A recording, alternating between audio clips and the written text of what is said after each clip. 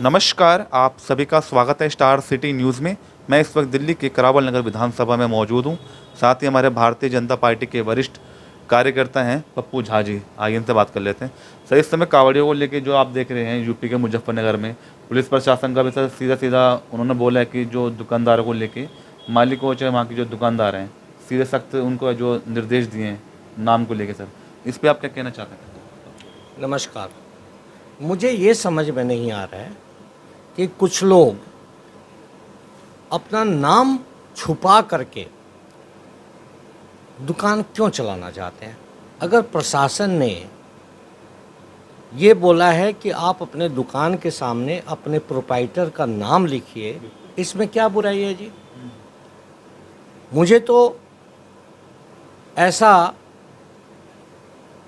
लग रहा है कि ये तो पूरे देश में होनी चाहिए, क्योंकि हमारा चॉइस है कि हम हिंदू के होटल में खाना खाएंगे, हिंदुओं के फ्रूट स्टोर से हम फल खरीदेंगे या मुसलमानों के। हम लोग पूरे साल के प्रतीक्षा के बाद कांवड़ लेकर के जाते हैं। ये हमारे बहुत विश्वास और आस्था का विषय है और इसमें शुद्धता, पवित्रता की बात होती है।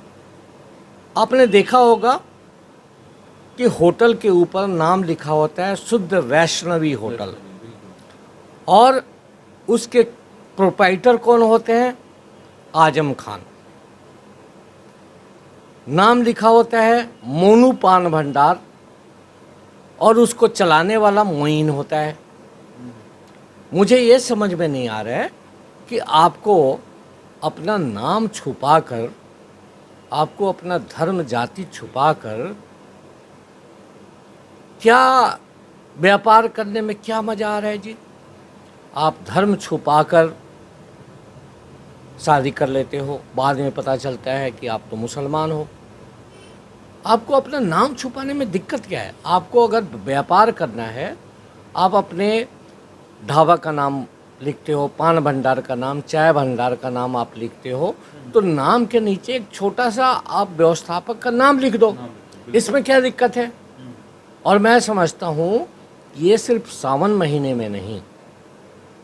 अब मेरी माता जी थी, वो लहसुन प्याज तक नहीं खाती थी। अब सवाल ये है कि अगर उनको खाना खाना होगा तो ये प्रेफर करती थी कि हम हिंदू के होटल में खाना खाएं, हम अपना धर्म भ्रष्ट नहीं करेंगे। जब आप किसी मंदिर के प्रसाद को नहीं खा सकते, जब आपको हलाल सर्टिफिकेट चाहिए, जो खान पान की चीज़ें हैं, यहाँ तक कि आपको चाय में भी चाय पत्ती जो होती है उस पे भी लिखा हुआ आना चाहिए हलाल सर्टिफाइड।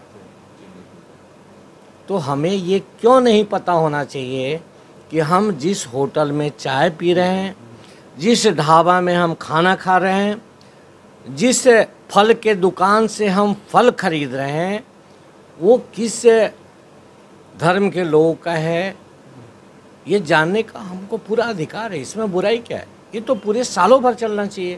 तो इससे क्या लगता है जो मुजफ्फरनगर में जो हुआ है बवाल, क्या इससे पूरे देश में इससे मैसेज आ रहा है? बिल्कुल जाना चाहिए, क्यों नहीं जाना चाहिए। जब मुस्लिम धर्म के लोग प्रोडक्ट में वो लिखवा सकते हैं कि ये प्रोडक्ट हलाल सर्टिफाइड है।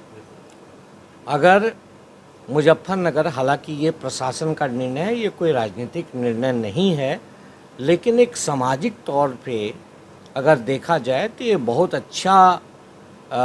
अच्छी बात है कि हमको चॉइस होना चाहिए कि हम मोनू के दुकान से चाय पियेंगे या मोइन के दुकान से चाय पियेंगे। हाँ, इसमें क्या दिक्कत है? और सवाल सर ये भी है, जैसे इंडिया गठबंधन है, जो आपने देखा इस बार लोकसभा चुनाव में ये सारी पार्टियां एक साथ चुनाव लड़ी, और कहीं ना कहीं जो खबरों में इस समय जो चल रहा है मोदी जी को लेकर सर, कि मोदी जी खतरे में इस समय सर, तो इस पर क्या कहना चाहेंगे? मोदी जी खतरे में नहीं है, परिवारवाद खतरे में है। मोदी जी खतरे में नहीं है, भ्रष्टाचारी खतरे में है। मोदी जी एक देशभक्त हैं। तीसरी बार जनता के विश्वास से उन्होंने प्रधानमंत्री बना है, और जिसको देश सेवा करना है मोदी जी अक्सर कहते हैं कि मेरे पास क्या है, न कोई बैंक बैलेंस है, न कोई अपना घर है, हम तो झोला उठाएंगे और चले जाएंगे। तो जो आदमी, एक इंग्लिश में कहावत है, who is fallen not fear to fall, जो आदमी इस जीवन से सेवा के अलावा कुछ चाहता ही नहीं है, वो खतरे में कैसे हो सकते हैं, आप ही बताइए। खतरे में तो परिवारवाद है कि जिनके पिताजी मुख्यमंत्री थे और उन्होंने समाजवादी पार्टी का कमान अखिलेश यादव को दिया और वो 2 बार से जनता ने उनको नकार दिया, तो खतरे में योगी जी नहीं हैं, खतरे में अखिलेश यादव जी हैं, खतरे में राहुल गांधी हैं कि उनको विरासत में कांग्रेस पार्टी का बागडोर मिला है और जनता उनको बार बार नकार रही है, तो वो खतरे में है। परिवारवादी लोग खतरे में हैं। अरविंद केजरीवाल जी भ्रष्टाचार के वजह से जेल में हैं, तो वो खतरे में हैं। मैं एक दिन वीडियो बनाया था, उसमें मैं बोलता हूँ कि ये लोग बोलते हैं कि संविधान खतरे में है। इनका संविधान खतरे में का पैरामीटर क्या है कि अगर किसी भ्रष्टाचारी को अगर सीबीआई ईडी जेल भेज देती है, उनको कोर्ट से बेल नहीं मिलता है, तो ये बोलते हैं संविधान खतरे में। इनका परिभाषा ही है। तो यही एजेंडा चला था लोकसभा में, जिसको लेकर 240 सीटों पे आप सिमट के रह गए, तो ये भी वजह है संविधान का जो मुद्दा इस बार चला चुनाव में। देखिए, इनका काम है कि भारत बहुत एक भावुक देश है, यहाँ पे चुनाव में भी भावना बहुत काम आता है। आप अन्य देशों में देखिए, चुनाव विकास के नाम पे होता है, राष्ट्रवाद के नाम पे होता है, पर कैपिटा इनकम के नाम पे चुनाव होता है, लोगों की आर्थिक दशा कैसे सुधरी उसके नाम पे चुनाव होता है। लेकिन भारत एक इकलौता देश है जहाँ पे जाति के नाम पे चुनाव होता है, जहाँ पे परिवारवाद के नाम पे चुनाव होता है। यहाँ पे भोली भाली जनता, जब उनको विपक्ष के लोगों ने ये पाठ पढ़ाया कि संविधान खतरे में है, आपका आरक्षण ख़त्म हो जाएगा, संविधान को बदल दिया जाएगा। मोदी जी ने कहा है ना कि किसी के बाप की हिम्मत नहीं है कि संविधान को बदल दे। संविधान अगर आज बाबा साहब, चूँकि संविधान सभा जो थी वो तो निरस्त हो गई। जैसे ही 26 जनवरी 1950 को संविधान लागू हुआ, हाँ, उसके बाद से संविधान सभा को भंग कर दिया गया। तो जब संविधान सभा भंग हो गई, तो अगर अंबेडकर जी भी होते तब भी संविधान को बदल नहीं सकते थे। संविधान में अमेंडमेंट किया जा सकता है, बदला नहीं जा सकता। जैसे इंदिरा गांधी ने एक बहुत पाप किया था कि उन्हें आत्मा के, संविधान के आत्मा में जहाँ पे कहीं पे भी सेकुलर शब्द नहीं था, उसको जोड़ने का काम किया। ये पाप इंदिरा गांधी ने किया था।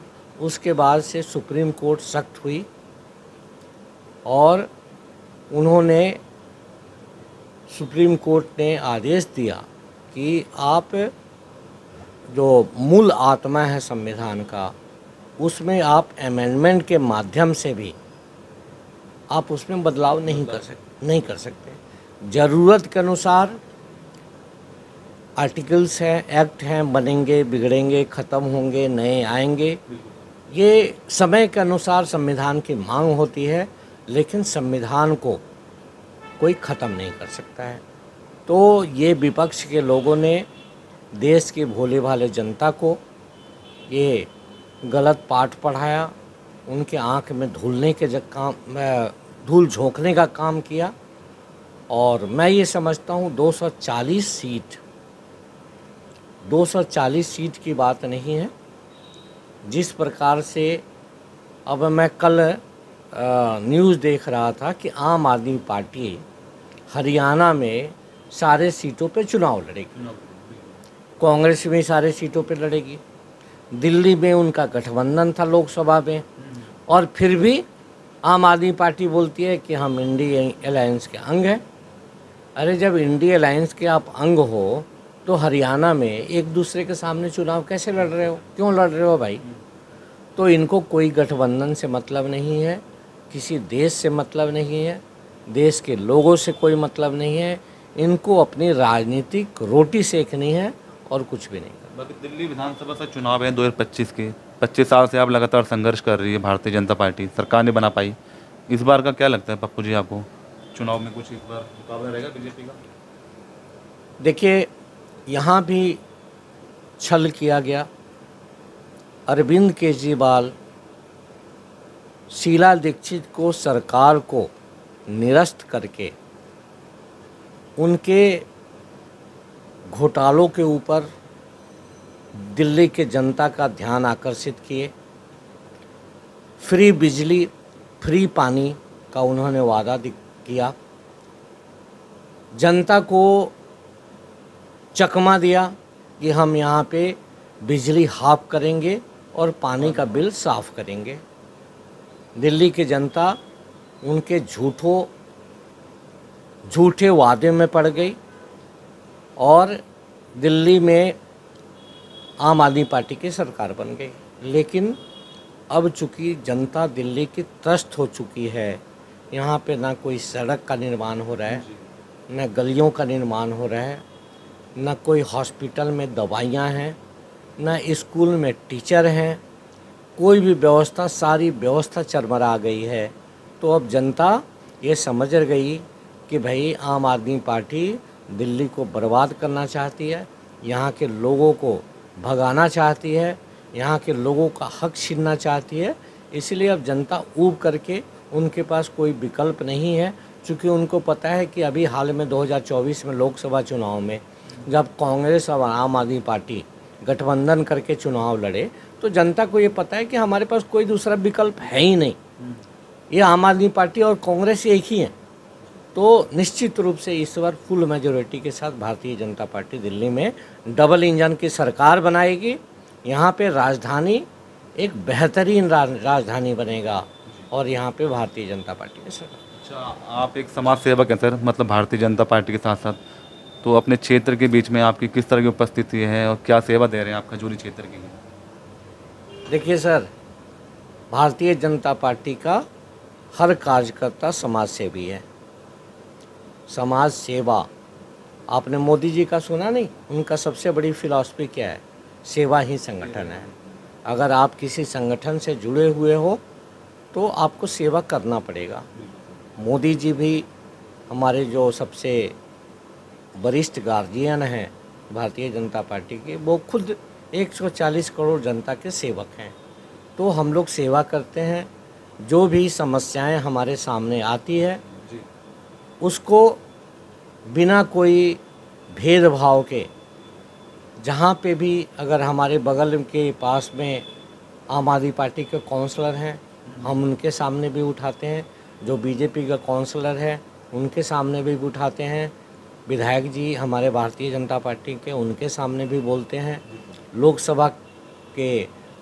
लोकसभा में भी बीजेपी है, मनोज तिवारी जी, उनके यहाँ तो मेरा मतलब खास करके आना जाना होता है। तो अपना ये मकसद है कि किसी तरह से हमारा जो क्षेत्र है करावल नगर विधानसभा एक बेहतरीन विधानसभा बने। यहाँ पे साफ सफाई हो, यहाँ ये विकसित विधानसभा बने।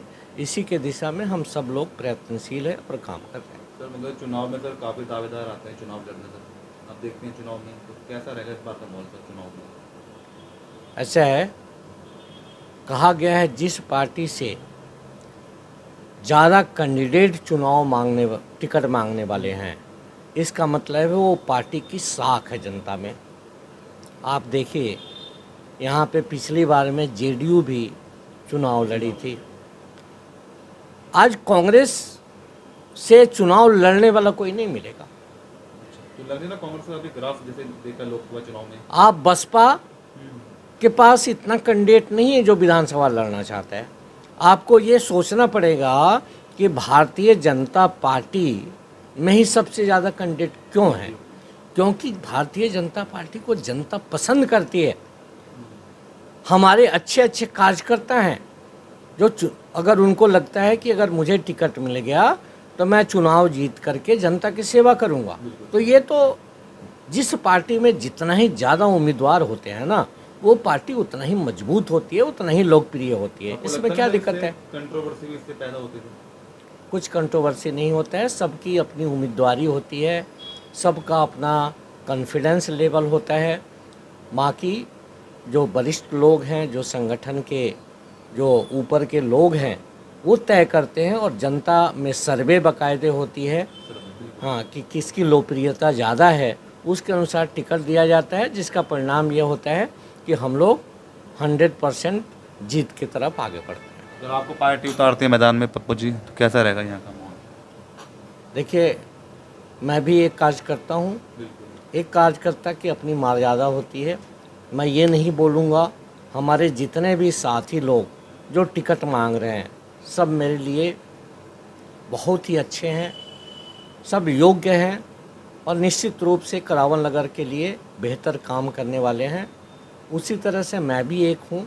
अगर पार्टी अगर मुझे मौका देगी तो मैं भी जनता के पास फरियाद लेकर के जाऊँगा, उनको भरोसा दिलाऊँगा कि नरेंद्र मोदी जी के नेतृत्व में भारतीय जनता पार्टी के बैनर तले करावल नगर विधानसभा एक बेहतरीन विधानसभा बनेगा, और यहाँ पे बहुत अच्छा, दिल्ली में 70 के 70 विधानसभा में इस विधानसभा को हम नंबर 1 पे लेके जाने का काम करेंगे। और कुछ तो नहीं, आपकी जनता में कुछ दर्शकों को संदेश देना चाहते हैं पप्पू जी? मैं तो सभी जनता को हाथ जोड़ करके मेरा निवेदन है कि इस अरविंद केजरीवाल जैसे झूठे, मक्कार और भ्रष्टाचारी व्यक्ति को दिल्ली के सत्ता से उखाड़ फेंकने का काम कीजिए, और भारतीय जनता पार्टी का डबल इंजन की सरकार दिल्ली में बनाइए।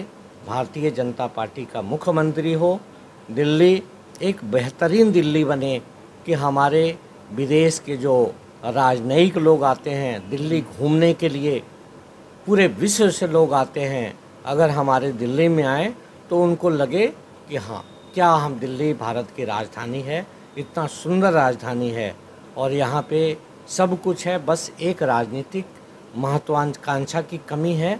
वो भारतीय जनता पार्टी का जैसे ही मुख्यमंत्री बनेगा वो भी पूरा होगा, और निश्चित रूप से मुझे उम्मीद है कि आप लोग इस बार भारतीय जनता पार्टी जरूर चुनेंगे। नमस्कार, जय श्री राम। बहुत बहुत धन्यवाद आपका। तो ये हमारे सीधी बात पप्पू झा जी से, स्टार सिटी के साथ मैं जितेंद्र गुप्ता।